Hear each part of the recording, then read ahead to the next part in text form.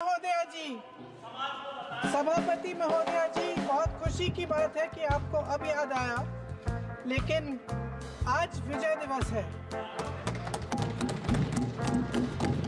आज विजय दिवस है। বাংলাদেশের সংখ্যালঘুদের ওপর নির্যাতন চলছে অভিযোগ তুলে এ বিষয়ে ভারতের কেন্দ্রীয় সরকারকে পদক্ষেপ নেয়ার আহ্বান জানিয়েছেন প্রিয়াঙ্কা গান্ধী। সোমবার লোকসভায় কংগ্রেস থেকে নির্বাচিত এই সংসদ সদস্য এ আহ্বানে জানানোর খবর দিয়েছে ইন্ডিয়া টুডে ও ইন্ডিয়ান এক্সপ্রেস সহ ভারতের বেশ কিছু সংবাদ মাধ্যম। গত নভেম্বরে প্রথমবারের মতো নির্বাচনে নেমে এমপি হিসেবে জয়ী হওয়া প্রিয়াঙ্কা গান্ধী লোকসভায় দাঁড়িয়ে বলেন, সরকারের উচিত বাংলাদেশে হিন্দু ও খ্রিস্টান উভয় সম্প্রদায়ের সংখ্যালঘুদের উপর অত্যাচারের বিষয়টি তুলে ধরা।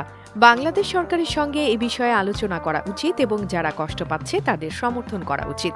এদিন প্যালেস্টাইন লেখা ব্যাগ নিয়ে লোকসভায় যান প্রিয়াঙ্কা। এ নিয়ে সামাজিক যোগাযোগ মাধ্যমে বিজেপি সহ বিভিন্ন রাজনৈতিক দল তার সমালোচনা শুরু করেন।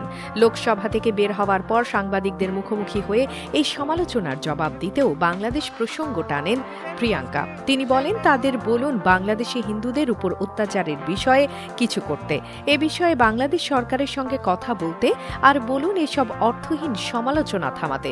প্রেস ট্রাস্ট অব ইন্ডিয়ার এক্স হ্যান্ডেলে তার বক্তব্যের ভিডিও প্রচার করা হয়। ছাত্র জনতার প্রবল গণ আন্দোলনে গত 5 অগস্ট আওয়ামী লীগ সরকার পতনের পর থেকে বাংলাদেশে সংখ্যালঘু ও হিন্দুদের উপর নির্যাতনের অভিযোগ করা হচ্ছে ভারতের তরফে।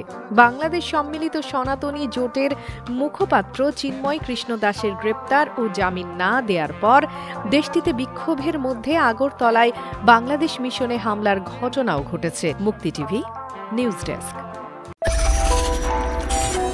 আপনারা দেখছেন আমেরিকা থেকে সম্প্রচারিত মুক্তি টিভি।